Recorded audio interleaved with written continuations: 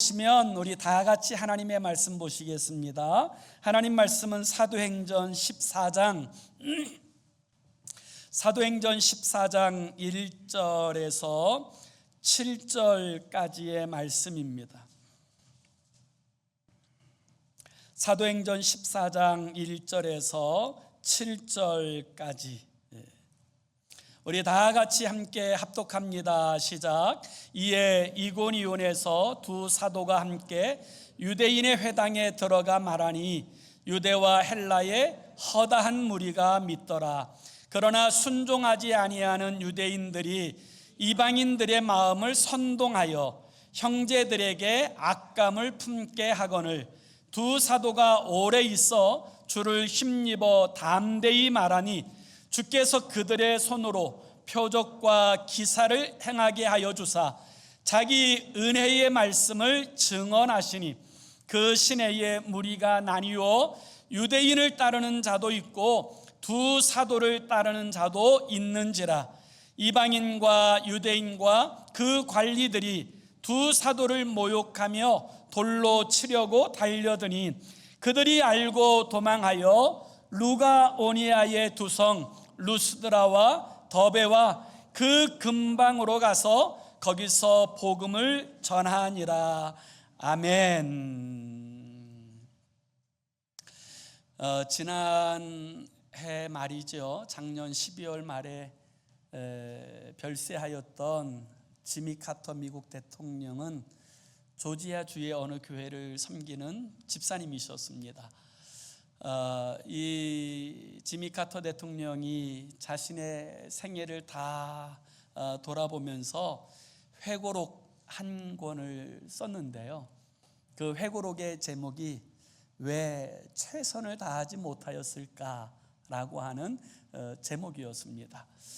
이 책에 보면 자신이 최선을 다하지 못한 것에 관한 회한을 적어놓은 한 이야기가 기록되어져 있는데요.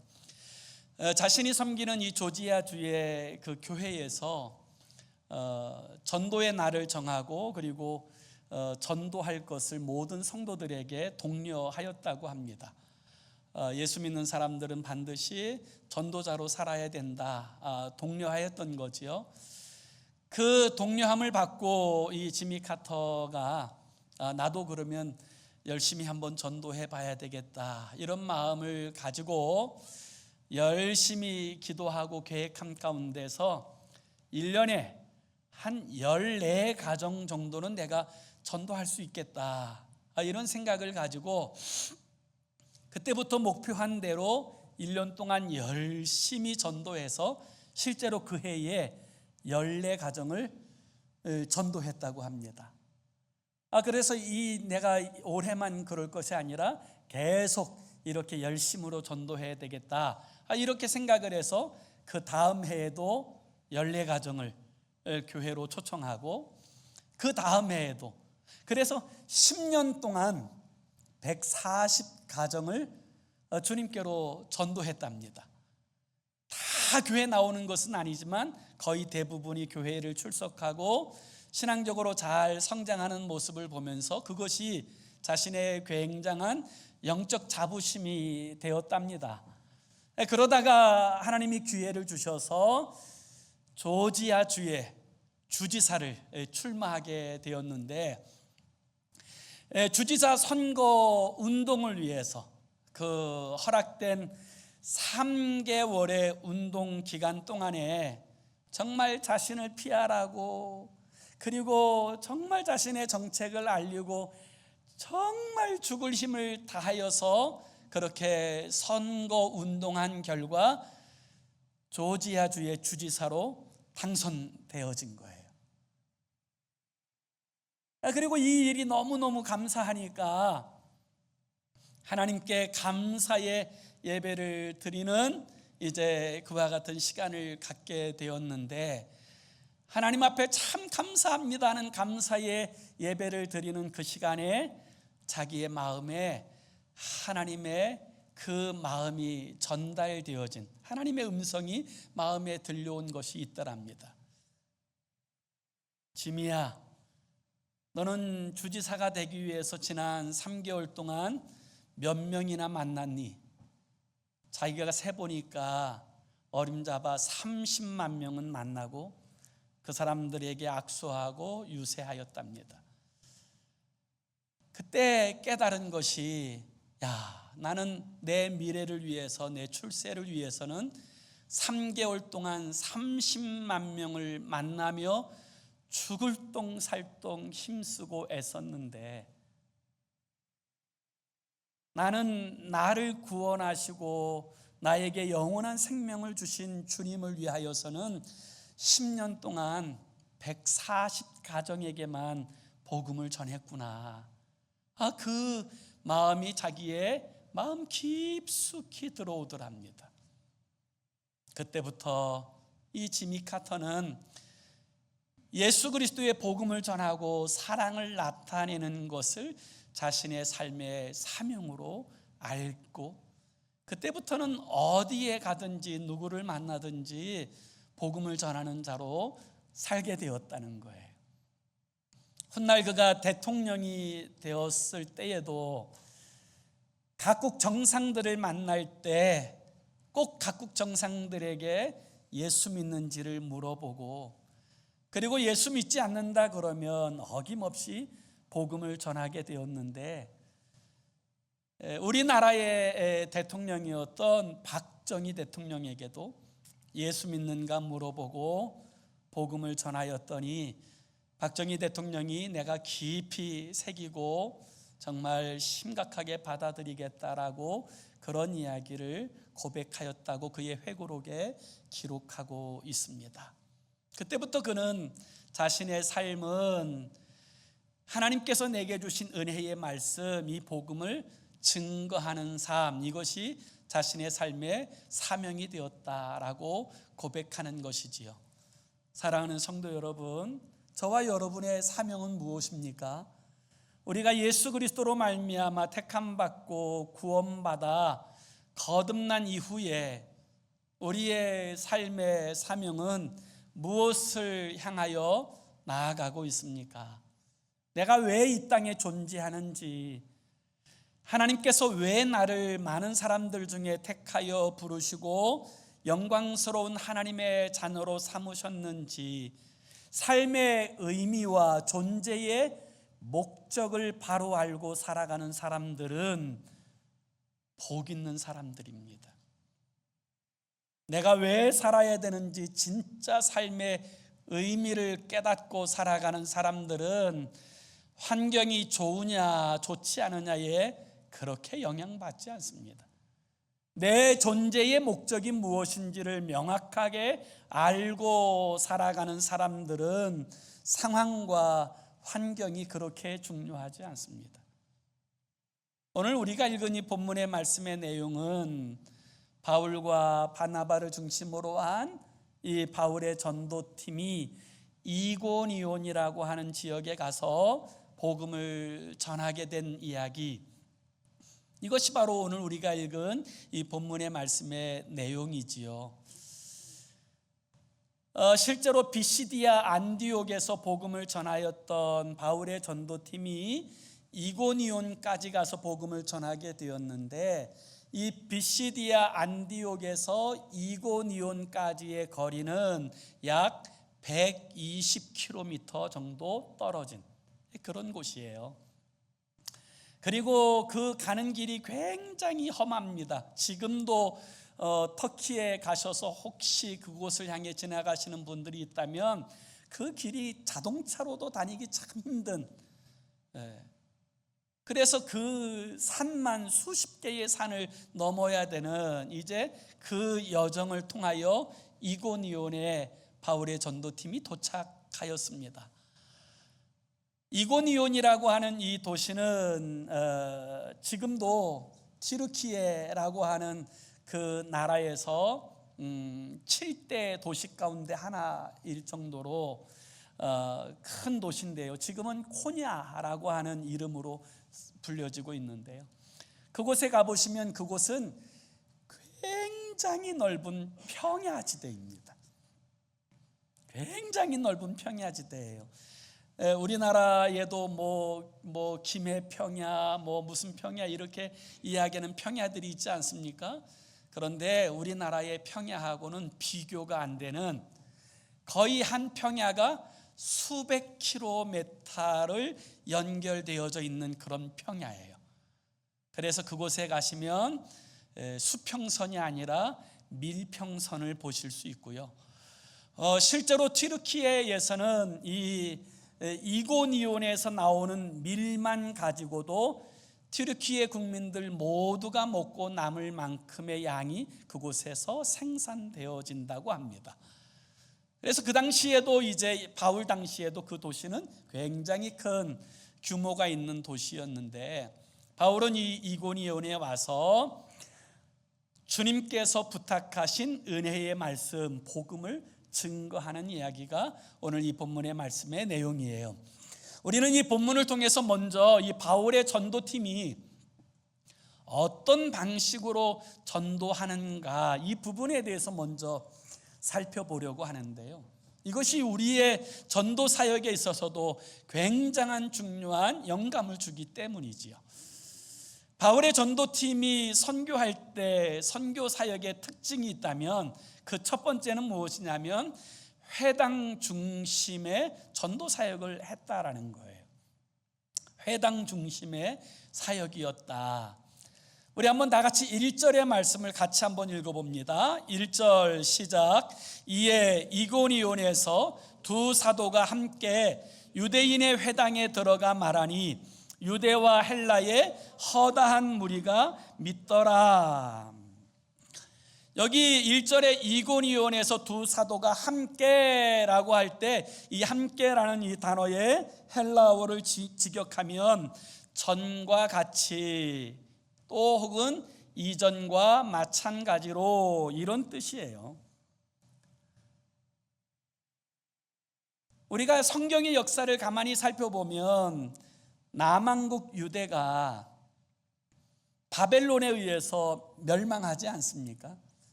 바벨론이라는 제국이 120도를 가진 그 당시에는 거의 전 세계를 통치하는 그런 나라였어요. 그 나라에서 유다 백성들을 끌어다가 바벨론의 곳곳에 다 보내어서 흩어지게 하였습니다. 그래서 그렇게 흩어진 유대인들은 성인 남성 10명만 되면 회당을 세웁니다. 그런 역사적 배경이 있어서 어느 도시를 가든지 유대인이 없는 도시가 없고 회당이 세워지지 않은 도시가 없었어요. 그래서 바울과 전도팀은 제일 먼저 어느 도시를 가든지 회당 중심으로 그곳에 가서 복음을 전하고 그곳에서 이제 하나님께서 맡겨주신 은혜의 말씀을 선포하게 되어졌던 것이지요. 또한 이것은 바울이 자신의 민족을 너무너무 사랑하기 때문이라고 이야기할 수도 있어요. 바울은 정말 자기 민족이 그리스도께로 돌아오기를 어느 누구보다도 간절히 사모하였던 사람이에요. 그래서 로마서 9장 1절에서 3절에 보면 여러분 이 바울의 절절한 고백이 담겨져 있는데요. 로마서 9장 1절에서 3절에 보면 내가 그리스도 안에서 참말을 하고 거짓말을 아니하노라. 나에게 큰 근심이 있는 것과 마음에 그치지 않는 고통이 있는 것을 내 양심이 성령 안에서 나와 더불어 증언하노니 나의 형제 곧 고륙의 친척을 위하여 내 자신이 저주를 받아 그리스도에게서 끊어질지라도 원하는 바로라. 이게 바울의 마음이에요. 자신의 민족의 사람들이 다 구원받기를 사모하는 그런 마음을 가지고 바울은 어느 지역에 가든지 제일 먼저 회당에 들어가서 유대인들과 이 유대교를 따르는 사람들에게 은혜의 말씀 복음을 선포하였던 거지요. 그리고 실제적으로는 이 회당 중심의 이 문화는 사울과 또 바나바의 전도팀에게도 참 익숙한, 언어적인 면에 있어서도 문화적인 면에 있어서도 참 익숙하고 또 쉽게 다가갈 수 있는 그런 공간이 아니었겠습니까? 그래서 이 바울의 전도팀은 제일 먼저 회당으로 나아갔어요. 여기서 주는 아주 중요한 교훈이 있어요. 우리에게 있어서 제일 먼저 우리가 전도할 대상은 누구냐면 가까이에 있는 사람이에요. 이 가까이는 거리를 의미하는 것이 아니라 심정적인 측면에서 가까움을 의미하는 거예요. 그래서 바울의 전도팀이 제일 먼저 제1차 세계 선교 여행의 첫 번째 전도지가 어디였어요? 바나바의 고향인 구브로. 그리고 두 번째 전도지가 어디였습니까? 구브로에서 예수를 영접한 총독 서기오 바울의 요청을 따라서 피시디아 안디옥으로 가서 복음을 전하였던 거예요. 그리고 지금 전도하고 있는 이 갈라디아 지역도 바로 사도 바울의 고향인 길리기아 다소와 가까운 곳이에요. 그래서 이 바울의 전도팀의 전도 전략은 무엇이냐면 가장 가까운 곳에서 가장 심정적으로 이 복음을 잘 전할 수 있는 상대에게 이 복음을 전하는 사역을 이루게 되었다는 거예요. 오늘 우리도 마찬가지입니다. 멀리 가서 복음 전하는 것도 귀하고 복된 일이지만 우선은 나와 연결되어져 있는 오이코스들에게 주의 복음을 선포하고 증거하는 것, 이것이 가장 우선해야 될 전도적 전략이 되어지는 줄로 믿습니다. 바울의 전도팀이 가진 그 전도의 전략 두 번째 특징은 무엇이냐면 어느 곳에 가든지 똑같은 메시지를 전했다는 거예요. 동일한 메시지를 전했다는 거예요. 다시 한번 1절을 봅시다. 1절에 보면 이에 이고니온에서 두 사도가 함께 유대인의 회당에 들어가 말하니, 이렇게 이야기해요. 사실 이게 한국말 표현에는 없는데 이 말하니라는 이 단어 다음에 헬라어로 후토스라는 단어가 있어요. 이 후토스라는 단어는 그렇게라는 뜻이에요. 그래서 지금 이 표현이 무엇이냐면 사도 바울의 전도팀은 어느 곳에 가든지 동일한 메시지를 선포하였다라는 것을 이야기하는 거예요.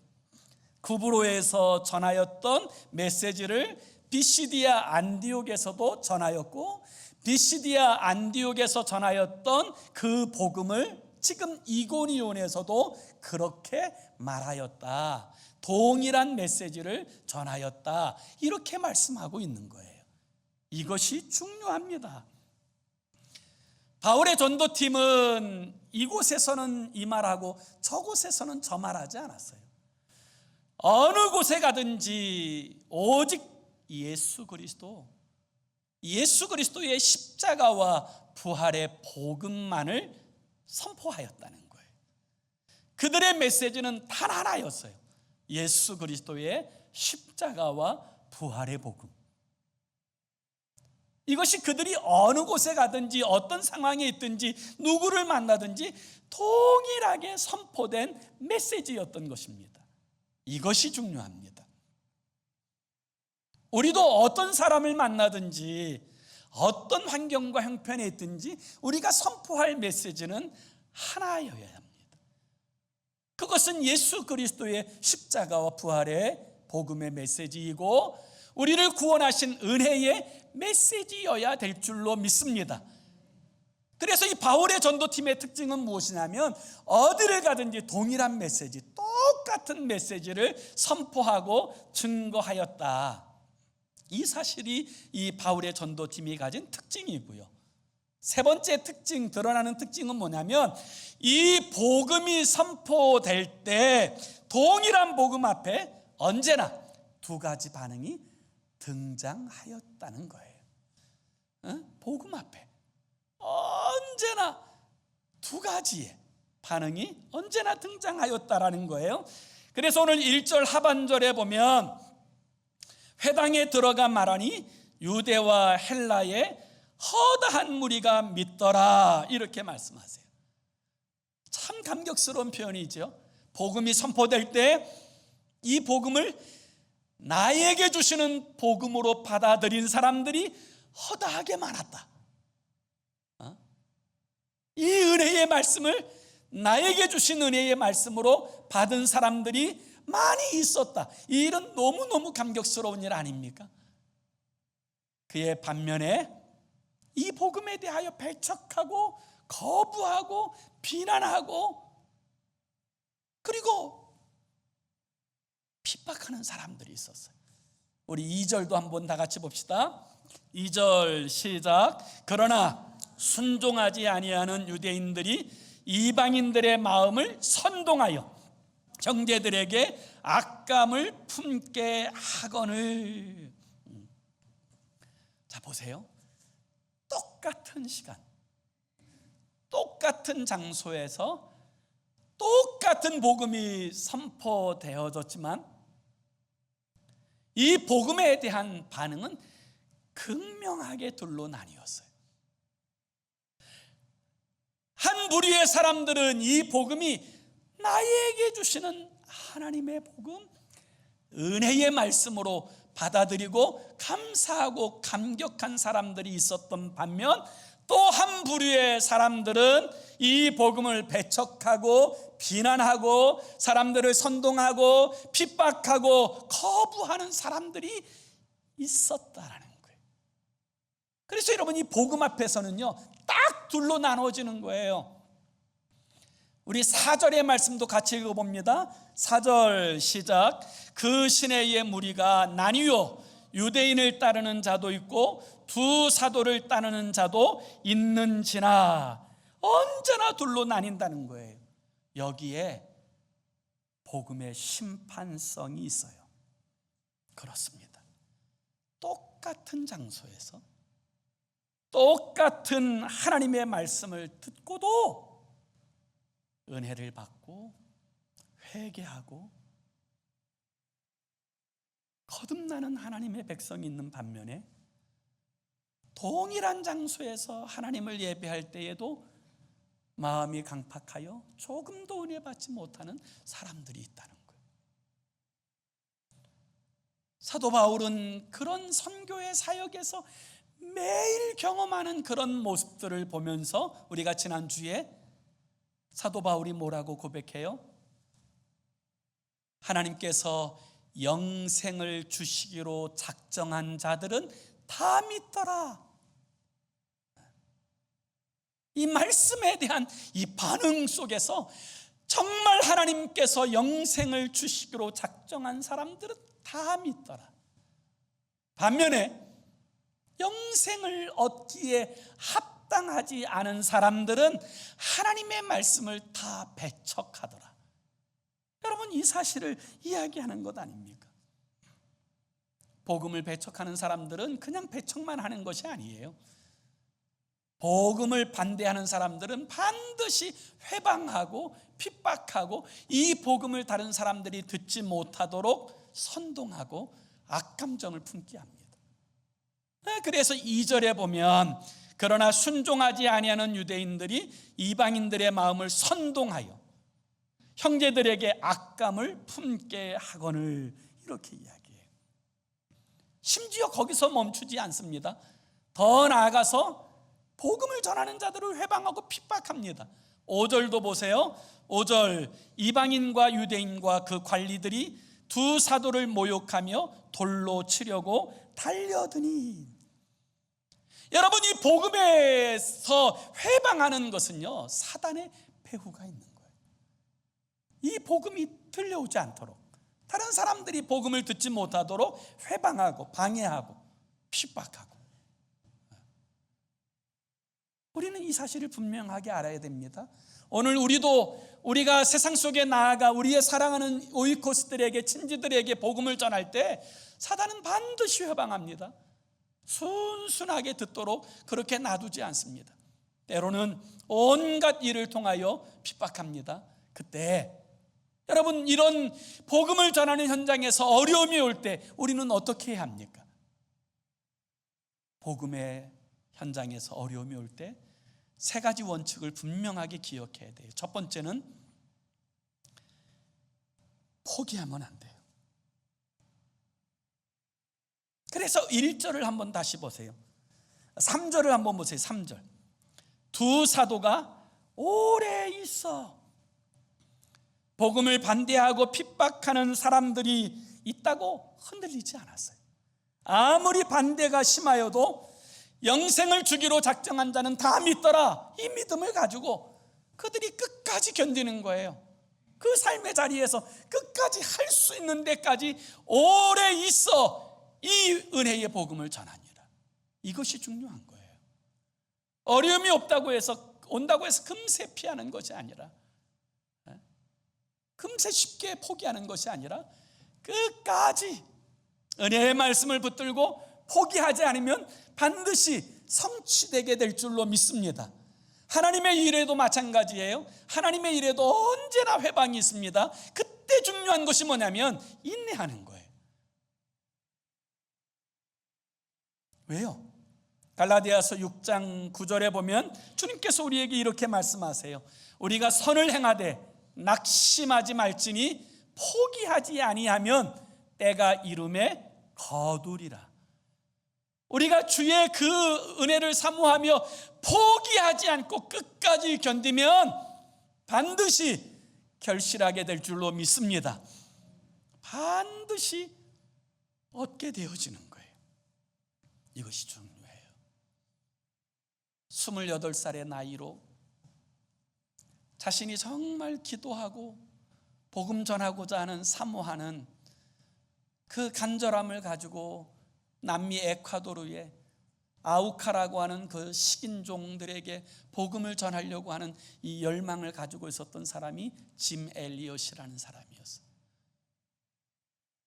그래서 그냥 그 곳에 들어가기 위해서 미리 편지도 다 이제 비행기에서 이 사람들이 좀 마음을 열 수 있을까 해서 편지도 다 보내놓고, 그리고 나서 이 사람들에게 복음을 전하고자 그들이 경비행기에서 내렸을 때 이 아우카 부족은 짐 엘리엇과 4명의 선교사들이 복음을 전하기도 전에 창과 활로 그들을 죽이고 말았어요. 그 젊은이들은 정말 미국의 명문인 휘튼 대학교를 졸업한 엘리트들이었어요. 복음을 전하려고 하는 그 간절함이 다 끊어졌지만 그 이듬해에 짐 엘리엇의 아내인 엘리자베스가 간호학을 공부한 후에 그 순교한 다른 선교사 부인들과 함께 목숨을 내걸고 아우카족을 찾아갑니다. 그리고 그들을 섬기기 시작하는데 처음엔 몰랐어요. 알고 보니까 이 아우카족은 남자는 죽여도 여자는 죽이지 않는 원칙을 가지고 있었던 그런 식인종이었대요. 그래서 이 여자들이 그곳에 들어가서 몇 년을 그들이 다쳤을 때 아플 때 다 간호해주고 또 요리도 가르쳐주고 또 막 온갖 것들을 섬기면서 수년 동안 정말 정성을 다 기울여서 그들을 섬깁니다. 그러다가 엘리자베스가 안식년을 좀 맞이하려고 미국으로 돌아오려고 이제 잠시 돌아오려고 그렇게 이제 이야기하게 되었을 때 그들의 섬김에 너무 감격하였던 이 아우카족의 추장이 그동안의 감사에 대한 이제 표현을 하기 위해서 이 동네 파티, 마을 파티를 한 거예요. 그리고 나서 이 추장이 모든 사람들이 모인 앞에서 이렇게 묻습니다. 당신들은 도대체 누구이기에 왜 이토록 우리를 섬겨주십니까? 당신들은 누구요? 왜 우리를 이렇게 헌신적으로 섬기는 거요? 그때 엘리자베스가 이렇게 말합니다. 우리들은 몇 해 전에 당신들이 죽인 그 남자들의 아내들입니다. 그들은 당신들을 사랑하여 이곳에 왔고 우리도 당신들을 사랑하여 이곳에 왔습니다. 그 여인의 고백은 이 아우카 부족을 완전히 패닉 상태에 빠지게 했어요. 너무너무 큰 충격을 받았습니다. 그리고 난 10년 후에 짐 엘리엇과 4명의 선교사들을 창으로 찔러 죽인 5명의 사람들 가운데 4명이 목사가 되었고 1명은 전도자가 되었습니다. 그리고 더 놀라운 것은 이 아우카 부족 전부가 예수를 그리스도로 영접하여 그리스도인이 되었다는 거예요. 성경은 우리에게 이렇게 말씀합니다. 너희가 선을 행하되 낙심하지 말지니 포기하지 아니하면 때가 이름에 거두리라. 환난이 오고 핍박이 와도 여러분 포기하지 않고 믿음으로 나아가면 반드시 결실하게 되어질 줄로 믿습니다. 두 번째는 우리가 고난이 올 때 전도자들이 가져야 될 두 번째 태도는 무엇이냐면 주를 힘입어서 담대히 말아야 된다는 거예요. 고난이 올 때 힘든 핍박과 방해 가운데서 복음을 전하려면 내 힘 가지고는 안 됩니다. 주를 힘입어야 돼요. 주님의 능력을 힘입어야 합니다. 여기 주를 힘입어라는 이 말은 또 다른 의미로 주님 안에라는 표현이기도 해요.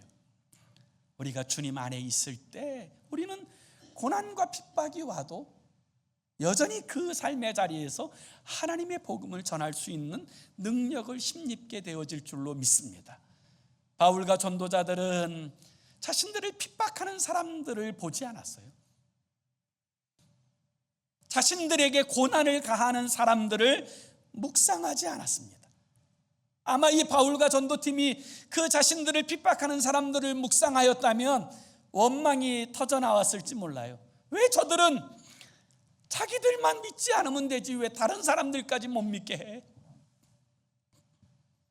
그런데 그들은 사람을 보지 않았어요. 핍박하는 사람들을 묵상하지 않았어요. 주님을 보았습니다. 주님을 의지하게 되었을 때 그들은 핍박의 자리에서도 오래 머물러서 주님을 힘입어서 담대히 은혜의 말씀을 선포하게 되어진 줄로 믿습니다. 세 번째 법칙은 이렇게 어려움 속에서도 포기하지 않고 주를 힘입어 복음을 전하면 주님이 역사하신다는 거예요. 주님을 힘입어서 끝까지 복음을 전하려고 하면 주님이 역사하신다는 거예요. 그래서 3절 하반절에 보면 이렇게 말씀하세요. 주께서 그들의 손으로 표적과 기사를 행하게 하여 주사 자기 은혜의 말씀을 증언하시니 이렇게 말씀하세요. 하나님의 능력으로 표적으로 기적으로 바로 이들이 전하는 이 은혜의 말씀이 복음인 것을 하나님께서 보여주셨다라는 거예요. 하나님께서 확증하여 주셨다라는 거예요. 이것이 중요합니다. 여러분, 우리가 포기하지 않고 주님의 능력을 힘입어서 복음을 전하려고 하면 사랑하는 우리의 가족들이, 우리의 오이코스들이 반드시 하나님의 역사하심을 통하여 주께로 돌아오는 결실이 있게 되어질 줄로 믿습니다. 그 일에 하나님의 능력이 나타나고 기적이 드러나고 하나님의 영광이 반드시 나타나지게 되어지는 거예요. 그럴 때 하나님의 역사가 나타나는 거예요. 우리 성경 이야기는 아닌데요, 성경에 포함되지 않은 그런 이야기들을 외경이라고 표현하는 그런 글들이 있어요. 그 외경 가운데 바울 행전이라고 하는 외경이 있는데, 이 바울 행전에 보면 이 이고니온에서 있었던 참 은혜로운 하나의 이야기가 그곳에 등장해요. 바울이 회당에 들어가서 열심으로 복음을 전하게 되었을 때 그 복음을 나를 위한 복음으로 받아들이고 제일 먼저 결신한 여자가 데콜라라고 하는 여자였다 그래요. 이 데콜라가 그 말씀에 정말 너무 큰 은혜를 받아서 제일 먼저 손들어서 제가 예수 그리스도를 영접하겠습니다. 주님을 믿겠습니다. 그리고 세례를 받겠습니다. 제일 먼저 그렇게 결신하고 자신의 삶을 주 앞에 헌신하기로 그렇게 결단하게 되었을 때 그 모습을 지켜보던 사람들이, 너도 나도 그 결단 앞에 자신들도 결단하기 시작했다는 거예요. 내가 예수 믿겠습니다. 내가 세례받겠습니다. 그래서 막 그 성 안에 정말 많은 사람들이 주님 앞에 자신의 삶을 헌신하고 예수 믿고 세례받는 역사가 일어나게 되자 유대인들이 시기와 질투가 가득하여서 그 관리들을 다 매수하고 이 관리들을 통하여서 그때부터 핍박하기 시작했다는 거예요.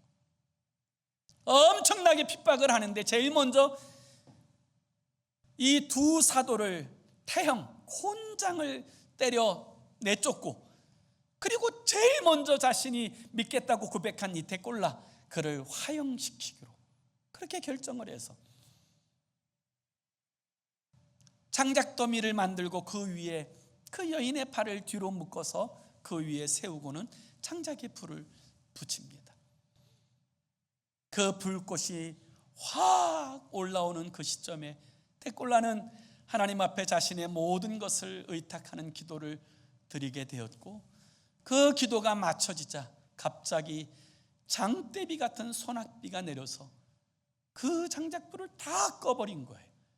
이 현상에 대해서 그곳에 있던 모든 사람들이 놀라고 이 데꼴라라는 여인을 풀어주게 되었는데, 이 여인은 그 시간으로부터 자신을 남장을 하고 루가오니아에 가 있는 사도 바울의 전도팀에서 그들을 섬기는 사역자로 자신의 삶을 헌신했다고 하는 것, 이게 바울 행전에 나오는 외경의 이야기예요.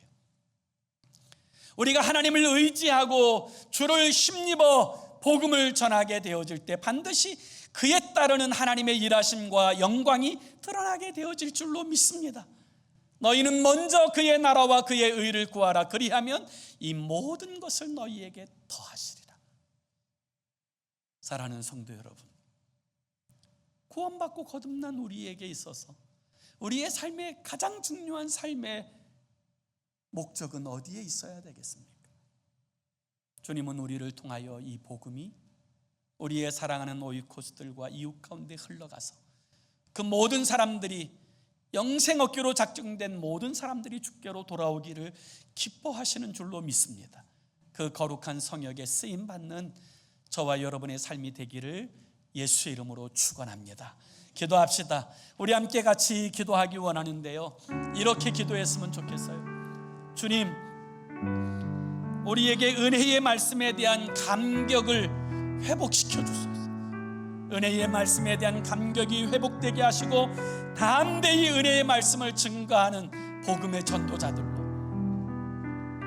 하나님 살게 하여 주소서.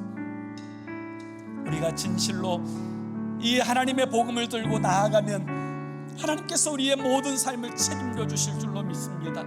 하나님께서 주신 이 모든 삶의 자리에서 하나님의 나라를 세워가는 축복의 통로로서 우리의 삶이 쓰임받게 해달라고 우리 함께 합심으로 기도하겠습니다. 좋으신 하나님 아버지, 우리 주님의 은혜와 사랑을 감사합니다. 주 하나님께서 우리를 택하여 구원하시고 우리를 통하여 하나님의 뜻이 하늘에서 이루어진 것 같이 이 땅 가운데도 하나님의 뜻이 이루어지기를 기뻐하여 주시는 줄로 믿습니다. 사랑하신 하나님 아버지, 오늘 우리들의 삶의 자리에서 정말 이 바울의 전도팀 같이 아버지, 주께서 우리를 구원하신 그 거룩한 목적을 붙들고 우리의 사명을 붙들고 우리의 존재의 목적을 붙들고 아버지 하나님, 전도자로서 하나님께서 우리에게 붙여주신 오이코스들에게 복음을 전하며 하나님의 나라를 이 땅에 세워내는 축복의 통로 되게 하시고 주의 영광을 드러내게 하여 주시옵소서. 좋으신 하나님 아버지, 그리스도 예수의 복음이 선포되는 곳에는 하나님의 역사도 뒤따르게 되어지는 줄로 믿습니다. 하나님, 우리로 하여금 이 땅에 사는 날 동안에 허비하지 않고 하나님의 복음과 영광을 위하여 쓰임받아지는 아브라함과 같은 축복의 통로가 되게 하여 주시옵소서. 예수 그리스도의